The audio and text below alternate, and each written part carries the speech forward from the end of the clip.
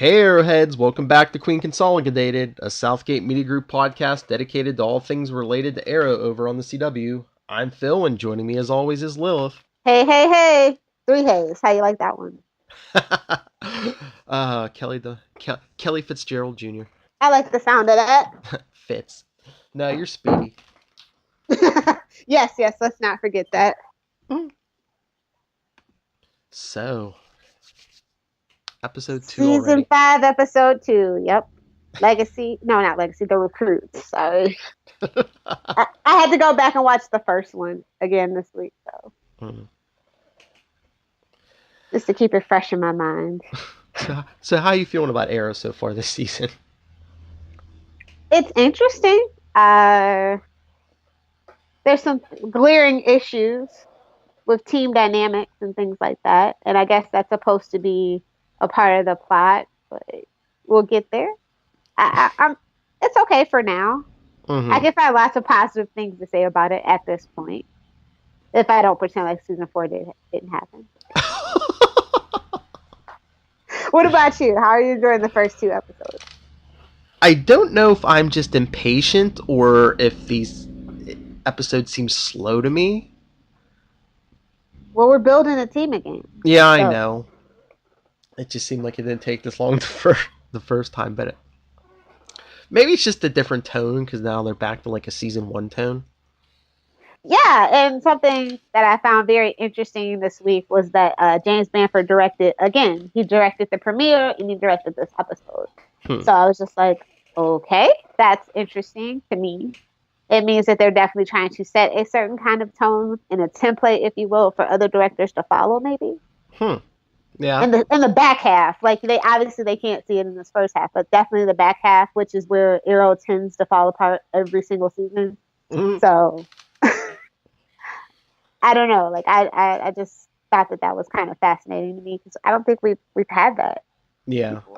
I'm just curious to see how the crossover goes with the other shows because they've definitely brought this back to like, smaller street level, and then they're gonna throw them in like an alien invasion. Well, to be fair, season 4 did have a nuclear attack that surprisingly actually has ramifications. We saw that in the Diggle, what I like to call the Diggle sideways situation right now. and so like I find that kind of cool that they're making a point that we're not walking this back even though we could have with Flashpoint, just saying.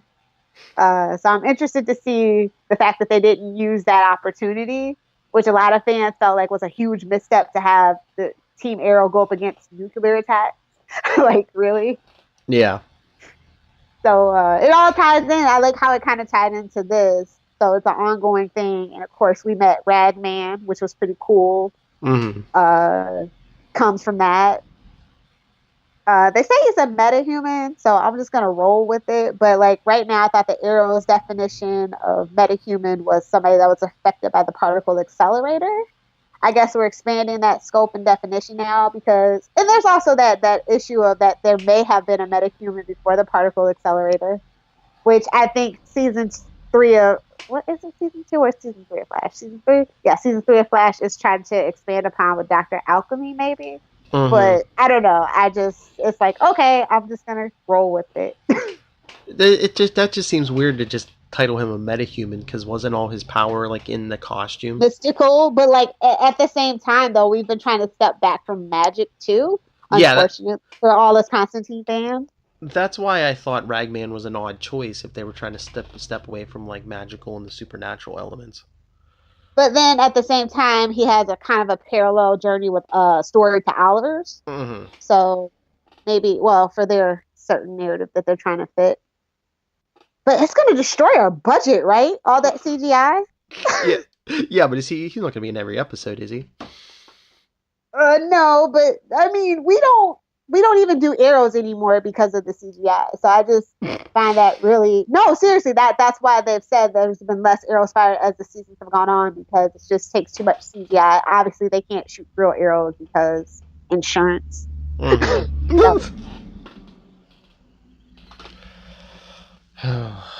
Money. So I don't like Wild Dog.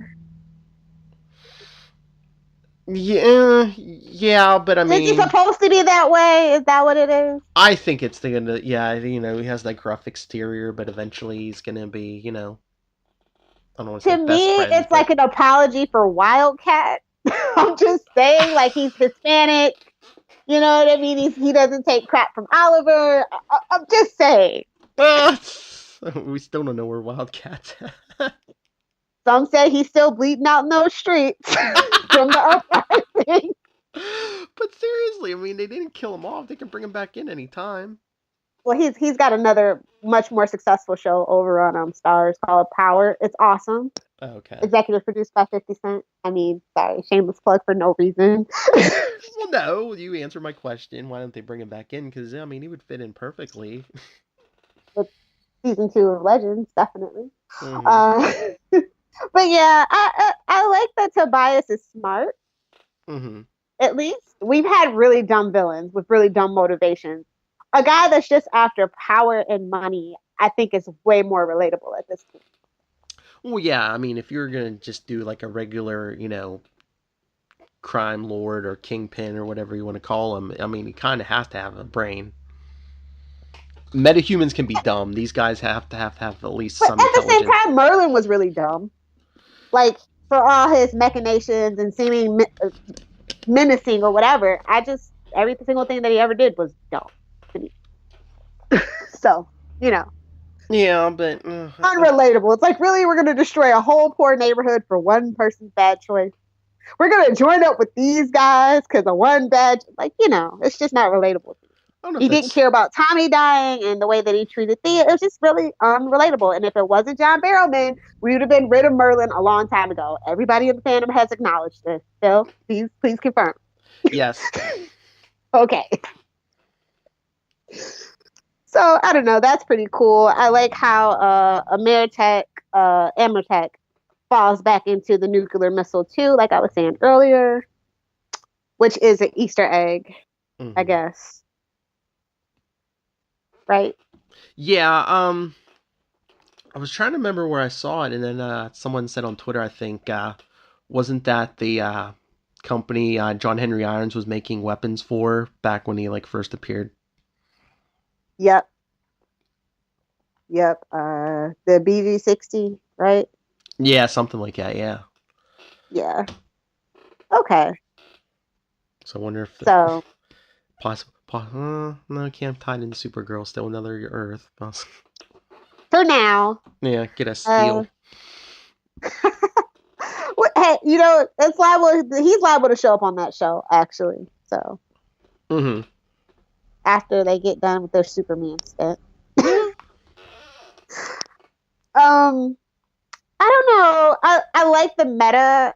The best part of this episode to me was when the writers got really meta and addressed all of Oliver's faults, because up until this point, they've never really acknowledged that everybody else feels the same way that I felt about it since season 1. He's arrogant. He's cocky. He is mean-spirited, and, he needs to learn not to be on his own. And I don't agree with Felicity's take on Oliver Queen. I mean, it's the Oliver Queen that I would love to see, but I'm sorry, in these last 4 seasons, I haven't seen it.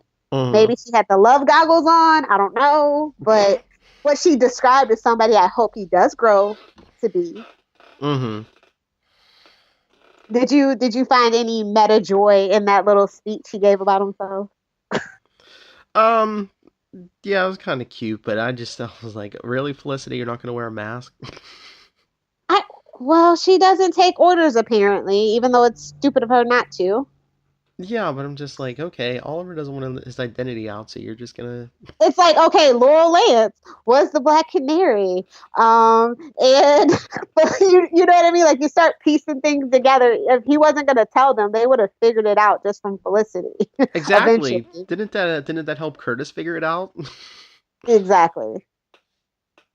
Curtis lost his shine for me this episode, though. Really? How so? Yeah. Why?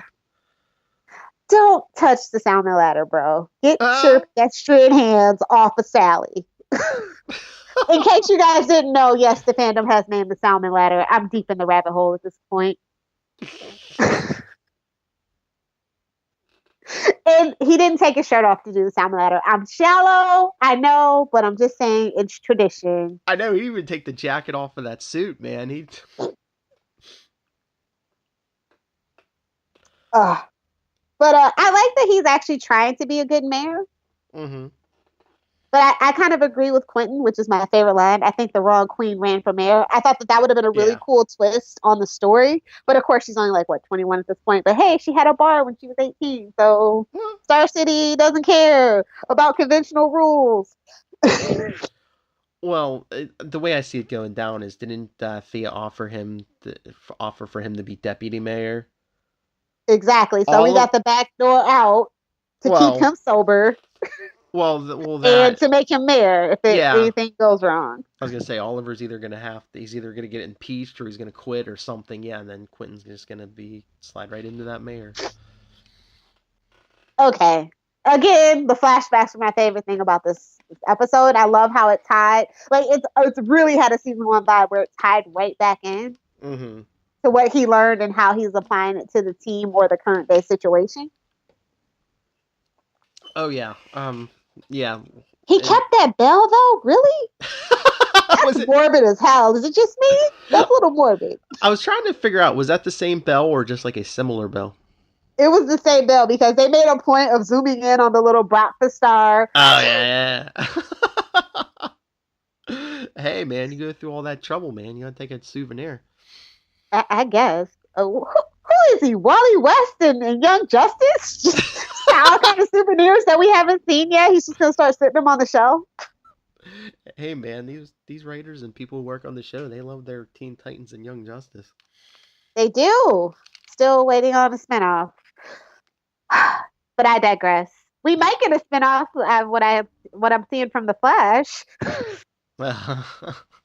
So, anything's possible in this Arrowverse. What else happened in this episode? I don't know. It's these are small stories. You know what I mean? Yeah. I think that's what's that feels weird to me is like, from season 1 to season 4, the stories kept getting bigger, and now they've kind of like brought them back. But that was down to their detriment, though. Yeah. Yeah, they were. I think I'm not saying that it's bad now, but it's just taking some getting used to again. Yeah. Especially when all the other shows are so big. Bigger in scale. I think maybe that's the point of it, too. It's like, not everybody likes that. Yeah. There's people that like Gotham. I mean, those villains are small time. Well, except for like maybe Firefly and Mr. Freeze. But, outside everybody else, kind of small. So. Yeah, I see that. But what did you think of him in the end finally revealing his identity to the recruits? Stupid. I was like, who are you, Barry Allen? For real. I was just like, okay, you're supposed to be rubbing off on Barry, not the other way around. If there's like you just know this is going to blow up in his face. If there's like I'm like, wait a minute, aren't you Mr. Paranoid? I'm like, you've known. I mean, Curtis already knew, and okay, and Evelyn's supposed to be a genius too, and she didn't figure it out. I'm just saying. I could see, get away with it with her, but I mean, how do you know Wild Dog's not going to stab you in the back? That's the point. Somebody's a Judas. Or not even for sinister purposes. So I always say someone gets frustrated and leaves, then all they gotta do is walk outside and say, hey, tell the press, hey, guess what? Guess what the mayor's doing? Mayor Handsome is actually the Green Arrow. Mayor Handsome. Oliver has to stop taking on so much, though. Like, he fell for the Amertech dupe, hook, line, and sinker because he's so desperate to save the city. He needs to be a little bit smarter. He needs to listen to Thea a little bit more. Your new favorite character. She's always been my favorite character. I think she's one of the best art characters, and has had the most growth out of anybody, really. Although she does seem like a plot device from time to time, I don't mind it. She is what the writers need her to be, but I think that Willow pulls it off. So, like, it's not as big a problem as it is with, say, Felicity. Yeah. Yeah, I don't know if I've really enjoyed Thea as the plot device from time to time, but yeah, so far this season, yeah, Thea is really kicking butt in in all ways. Well, Yeah. not the vigilante way, but every other way. Oh, she'll be back. What did you think about the Diggle sideways situation? It's like, poor Diggle, can't catch a break. I know, it's just ugh. Betrayal and backstabbing everywhere he turns. It's like, yeah, he this is what he wanted, but he's not gonna be able to stay now. Like, Lila, can you help me out here? Speaking of Diggle, so just a quick detour to Flash this week. We learned that Diggle doesn't have baby Sarah anymore. It's baby John Jr. Yeah, did you see it? I watched it on YouTube. Okay. Yeah. After Barry messes up the timeline, he goes to once he realizes what he's done, he goes and runs to Felicity and tells her, and she says, "Well, is anything different here?" And Barry starts going through the computer, and it's like, "Who's that boy? Who's that little boy with Diggle?" Felicity's like, "What? He didn't have a kid?" He's like, "No, he had a daughter." Baby Sarah. Well, Sarah's alive, so I guess they felt like jack rabbits, jack holes or whatever. Like, oh yeah, we might want to fix that while we got the chance. And maybe just to connect it to Yeah, that for whole Star City 2046. Yeah. Yeah. I feel like now that's definitely the timeline that happens somehow, some way. Because new Time Lord shenanigans. Maybe not that timeline, but I think they want that Connor Hawk. As long as it isn't Well, I was gonna say the Connor Hawk that I don't like. I was gonna say it's not the Connor Hawk you know. It's not Oliver's son. So I still say that was the best episode of Arrow in like 2 years when it came out. What? So, Star City 2046. It didn't even happen on Arrow proper. And I feel that way, and they're gonna have to really change my mind about that this season. But I don't know what we're gonna do with Felicity. She's so cringeworthy. She feels so shoehorned and so forced, and I don't even know why Oliver's listening to her. she's so catty. Like, God, tone it down. Do you think they would ever kill her off or anything this season? No. No, because I'll say Curtis is there. Curtis is in on everything, so. Dude, the writers don't want that. The Velocity fandom, they might seem like a vocal minority or whatever, but that's really who the writers have been catering to as of late. Mm-hmm. So, and I don't want to see Emily Bett lose. I just want them to write her better. It's not like I didn't love the character like everybody else did in season 1 and 2, but when they gave her, for better or worse, basically the leading lady, I just feel like she does comedy well, but everything else is just. I'm thinking once this new team is like more like a well-oiled machine, and maybe when we get Diggle back, we do need some OTA. Like, I'm not gonna lie. By OTA, I mean Shadow, Oliver, and Deathstroke. Yeah, because I think she does play well off Diggle. So yeah, that could be part of what's missing with Diggle. Definitely. I'm interested to see how he gets out of that pickle. I definitely think it's gonna be Lila, right? Gotta be Lila. Probably, yeah. Do you think is he gonna leave of his own choice, or is he gonna be like? He's gonna be forced out. Yeah. Is he gonna be He's a pariah? He's gonna be dishonorably discharged, yeah. Poor Diggle. Mm-hmm. But I want to shout out to David Ramsey. The scruff is magnificent. Now we're gonna have to call your sightings a wild David Ramsey sighting, like we do for Patrick Sabonye over on the Flash. Oh yeah.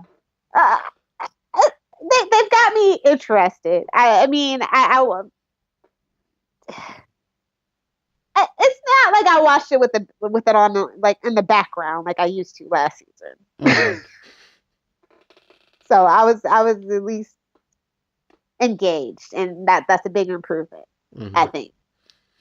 Oh, and we discussed the whole Diggle's child changing anyone who's interested in the continuity and especially Damien Dark, an earlier version of Damien Dark was in Legends of Tomorrow.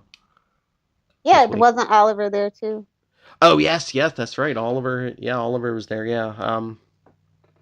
Yeah, historian Dr. Nate Haywood came to Oliver to help him find the missing Legends of Tomorrow. Oh, really? Yes. It's on my DVR. I'm gonna get around to it eventually before the crossover. I mean, I don't want to go too much into it because Charlie and Zach are going to get into this. Oh yeah, that's right. I can always just listen to them catch me up. Thanks for reminding me about our big, huge Legends of DCC that covers all the CW shows. That's right, but I mean, yeah, Oliver helps him find Heatwave, and then he's like, "Oh, I'm too busy to travel." He even says, "I'm too busy to time travel." Oh, I guess he knows then. Okay, that answers my question. Did we have that question last week, or was that the group chat? Yeah, no. Yeah. I remember you asking that, and yeah, I'm pretty sure he mentioned Ray and Sarah last on Legends of Tomorrow. So, yeah, Oliver knows. I'm pretty sure. Fuck. What else? Prometheus. Ugh. God. Why? I'm so sick of Archers. Like, I'm so sick of evil speedsters on the Flash. Like, can we just move the hell on from this, please? Well, it's like it's not even the good Prometheus. They had 3 choices of variations of Prometheus, and they're like, nope, aim only. Well, Dark Archer 2.0. It's like, every season of the Flash you get an evil speedster, and every season of Arrow you get a evil Archer. But I have to wait and see how it goes. But I hate the costume. Mm-hmm. Oh yeah, Tyler even texted me today. He goes, "What do you think of Prometheus looking like a?" He looks like Ragman Jr. That's what Tyler said. He says, "What do you think of him looking just like Ragman?" I was like, budget. We only have one room for one costume. Throw a mask on him. Give him a bow and arrow. Let him go at it. Even if they don't want to do the same character, they at least should have given him the costume from the comics. These writers don't care about the comic books. They've gone on social media many a time in many interviews. They don't care about the comic books. Yeah, but I mean, at least visually it will look better. I would be interested to see the concept art, because not too long ago they released the concept art for Black Siren, the Rival over on the Flash, and I think it was Jesse Quick maybe. So yeah, a lot gets lost in translation from TV to original ideas. So I'd be interested to see what they came up with before they hit the Arrow budget. Don't get me started on the Rival. That mask, just the points on that mask. I swear he looks like he has like a bird head or something. I know. I was like, is this like evil Hawkman or what? That's what it looks like. Yes. Oh, so many shows. Anyway, let's do our highlights. 5 things that you liked about this episode. 5? Oh, if you can't, it's okay. Performance issues, it's okay. Oi! It's because I'm an old man. No, you didn't tell me to prepare 5. Oh, well, whatever you can come up with, and then you can cheese the rest. It's okay. I'm gonna cheese the rest, but I'd like to try to find 5 good things about Arrow. That's our goal from now on, by the way. So. Yeah. Well, didn't we already go over some? Like we love the flashbacks. Mm-hmm. And it's been a while since we feel like the flashbacks. It's because I've been waiting on Russia for freaking ever. I know. I've been teasing that for 2 years now. Ragman. We liked Ragman. Do you have a favorite scene or a line that stuck out to you?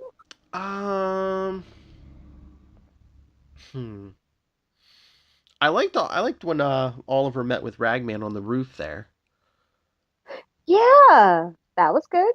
Mm-hmm. I was surprised that he let somebody in like that, and that he took that gamble. Well, I think he was relieved. I think he was like, "Oh, thank God, someone who's capable." Someone I don't have to teach to fight, and he's not going to get killed in 5 minutes. Oh, he's had it up to here with those recruits, is what you're saying. Oh no, I think it's like Ragman showed some skill, and he's like, okay, you're a metahuman, so you're not gonna be like a defenseless little lamb. Yeah. That was a really good scene. But me, of course, my favorite scene is Thea giving Quentin a reason to stay sober and reminding us about Laurel's sacrifice. They have been kind of shoehorning that in, but it's deserved because they totally forgot about that character when she was alive. Yeah. So with Sarah off in the time stream and Laurel dead, you think like Thea, and like now that we don't have to deal with Malcolm for a while, do you think like Thea and Quentin are gonna have like this surrogate father-daughter relationship now? Yeah, especially since that role used to be Felicity, but now he's probably like, hey, all I see is Donna when I look at you, probably. So yeah, exactly. Yeah.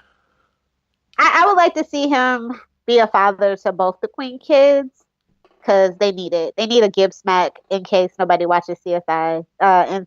Yeah, that's the thing. Yeah, everybody needs a Gibbs smack every once in a while on the backside of their head to get them thinking straight. So once Quentin gets sober and he can make them his surrogate family, and they all have love for Laurel. You know what I mean? Mm-hmm. So like a natural built-in bereavement group, if you will. So I like to see some interactions between them, definitely. Well, yeah, I mean, if our mayor theory is correct, Quentin might be daddy to the whole city. God knows everybody needs a good Paul Blackthorne daddy speech. So I'd like to see that. Or even have him get his job back some way, somehow, become commissioner. I don't know. Mm-hmm. Okay. You know what I just... Taking it way back to my season 1 theory. No, you know what? I did have a question. Why do you think Prometheus wants Oliver alive? Because he's Tommy and he's pissed about Laurel's death, of course. That's what I figured, but I thought you were like, no, he's not Tommy. I'm being facetious because that's the theory that I've seen on every single board for like ever since we learned about Prometheus. I'm just like, dude, no offense. I just don't think that the writers were thinking about that. Plus, Colin Donnell is really busy on Chicago Med. That show's doing really well. So... Yeah, but I mean, if he doesn't unmask until like the end of the season, you really don't need him until the end of the season. I don't think he's going to be unmasked at the end of the season. I think after like we come back from the mid-season break, that's going to be a big reveal. So, but it seems like it seems like a revenge, revenge would be the motivating factor, and like they say it goes back to season 1, but then again, they said they knew who was in the grave, and they said, "Oh no, we didn't." So I don't know. I don't believe these writers anymore. I have like no goodwill with them. So let's just I love it for it to be Colin. I love him. I miss him. But at the same time, I think that if the rumors are true, spoiler alert, cover your ears for like 15 seconds, that Laurel is indeed going to be alive and well in the back half of the season. Somebody has to stay dead. So... Yeah. Sorry, Tommy. I mean, Tommy, no offense to Laurel or anything. I think his death was the most meaningful that we had. It was like the first big major death. Everybody, like, I was convinced it was Moira season 1. Like, I was like, they're not going to get rid of Tommy. Tommy and Oliver, they got a lot of stuff to work out, man. Yeah, but if Laurel and Tommy were both alive, wouldn't that take some weight off of Oliver's soul? And like you just mentioned, but Moira's still... that, don't you think? Yeah, Moira's still dead, and she kind of died because, of all his stuff with Slade. Yeah. But then again, they hate parents on the CW anyway, so they were just itching to pull that trigger. Yeah. If anybody knows anything about the CW's history of parents, they all die. Mm-hmm. It's like this. The mom always gets it. I don't know. I think Oliver... I don't mind how much personal loss Oliver has had. I think that that's something really interesting and intriguing, and it gives Steven something to dig into with the character. Mm-hmm. Where it's not just like these bevy of like island people and like flashback people. You know what I mean? This was like present day stuff that happened to him because of the stuff that he did. Do you know what I mean? Mm-hmm. So, I mean, that's just my personal opinion. Somebody's got to stay dead, and I mean, I'm sorry, it has to be Tommy because actor obligations. But I love, like I said, I love Colin. If it is, I'll be surprised, and I'd love it. Well, I think you said it last episode. It's like they couldn't keep Laurel's death a secret. How they keep this? How would they keep that a secret? Yeah, basically. So, let's see. What else? I really like the on the line transition where we explain where he learned that exercise from, and also the point of this exercise is to discover what the point of this exercise is. My favorite line because that's very corporate speak, actually, like a nice little retreat kind of thing. It's teamwork. Exactly. So those are my things. Yeah. Like I said, it's good. I think I'm impatient. I want the team back together. I want Diggle back here. This is a rebuilding season. Yeah, I know. And literally, this is a rebuilding season. So I'm okay with them taking their time. And we really have to get to know. Well, I don't think we're going to have to get to know Wild Dog. I think he's a red shirt, definitely. In some way, shape, or form, he's a red shirt. Either a red shirt or a traitor, yeah. Either way, he's going to be off by the end of the season. Yeah. Not even that, but like this by the time the mid-season finale is coming, I don't think Wild Dog's going to be around. Oh, maybe he gets killed off in the crossover, the invasion. I told you weren't ready. You didn't say anything about aliens. I would have got the team Cheez-It. That's my favorite commercial, by the way. Cheez-Its, by the way, does not sponsor this podcast, but if they're open to it, we will welcome it. Yes. Where the guys on the clipboard, he's like not ready. Like that's what I wanted Oliver to come in with, a little clipboard and some Cheez-Its. You're not ready.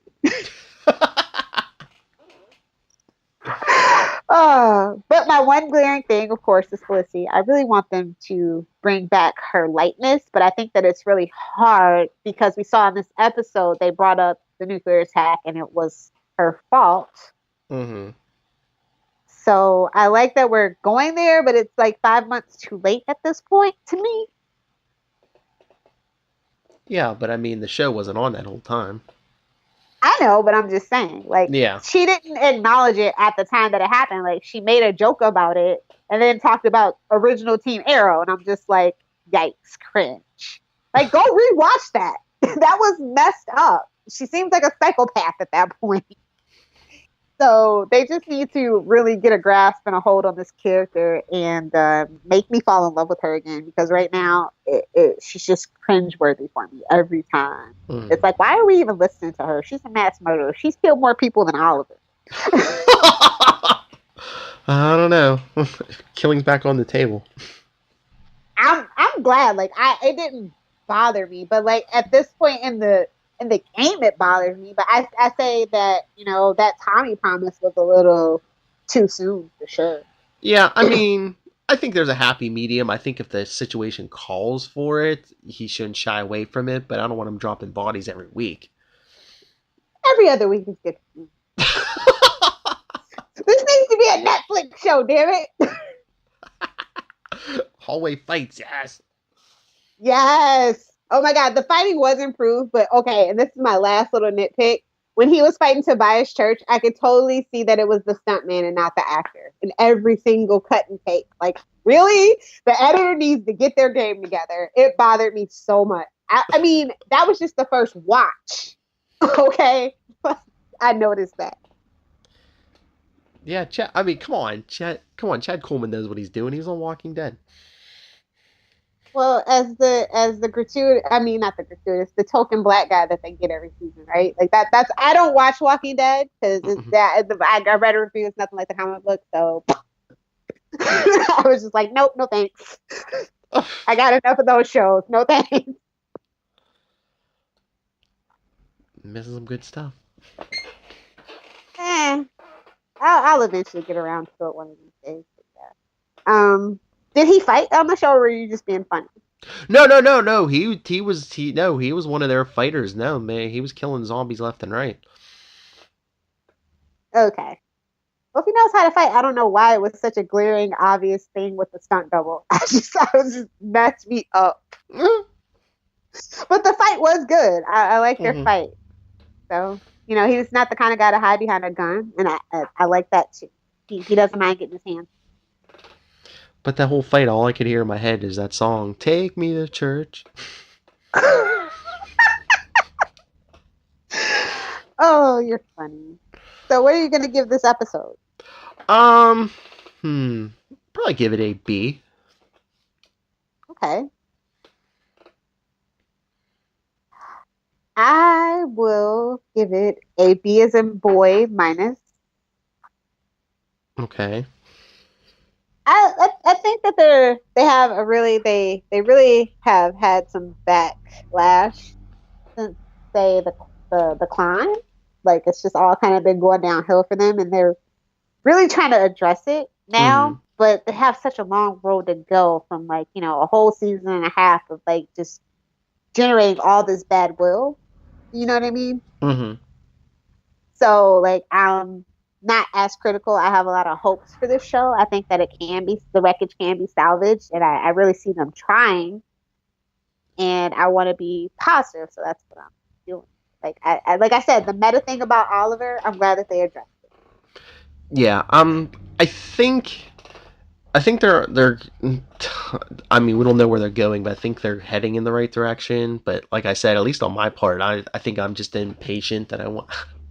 You have to look at this as like elsewhere tale, if you will. Like this is like a reboot. It's a reboot. Yeah, I just want everything fixed now, and it's just like, you know, it's a journey. Oh yeah. Definitely. Are there any other Easter eggs you noticed besides the Amertech? I don't know why I want to say Amertech. Not that I can remember. Wait, where does Ragman come from? I can't even think. Right now. I don't know. I was gonna say we could look up his origin, but I know we'll get back to you next week on that. I was gonna say I know there were some Batman stories and. Yeah, I know it's a Batman story. I just can't think of what volume. Like I don't think I ever read the Ragman thing, and I've read a lot of Batman, like a lot. First appearance, Ragman #1 from 1976. Okay, so it's one of those weird. There's that weird era where they were doing whatever they wanted to do and saw what stuck. Okay. Well, when Green Arrow Rebirth comes out, we'll be talking about that too here. And if just like briefly touching on it, if you want to hear the full review, you of course can always listen to Worldís Finest. But speaking of shameless plugs, I guess. If you want to talk to me, I'm a big fan of DC Comics, Marvel Comics. On Twitter, I'm at NightwingPDP. My email is nightwingpdp@gmail.com. My other podcast, Before the Bat, I'm on Enough Said. And the blogs, I never mentioned the blogs, the True Believers and the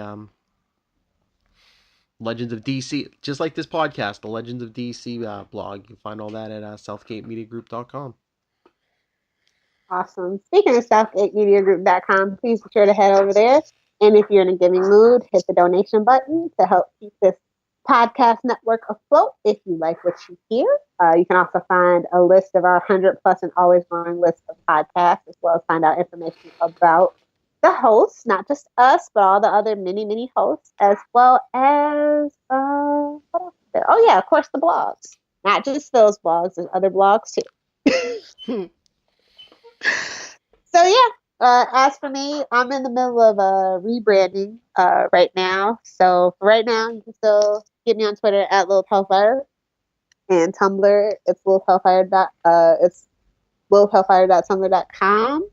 I'll let you know more as the story develops. Please be sure to follow us on Twitter at QC_SMGpod. Our email is queen.consolidated@gmail.com. Of course, you can reach us on Facebook, facebook.com/queenconsolidated. We look forward to hearing from you guys. Phil live tweets every Wednesday, so be sure to keep him company because there's not too many Wednesdays that I foresee myself getting off. So yeah, that's pretty much all the plugs. All right, want me to take us out? Yes, please. All right. Well, everyone, come back and spend some time with us. You know, sometimes life can get you down and you feel like you're being beaten by the Russian Bratva. But we're all friends here, so come back and have a good time. But until then, this is Queen Consolidated, signing off.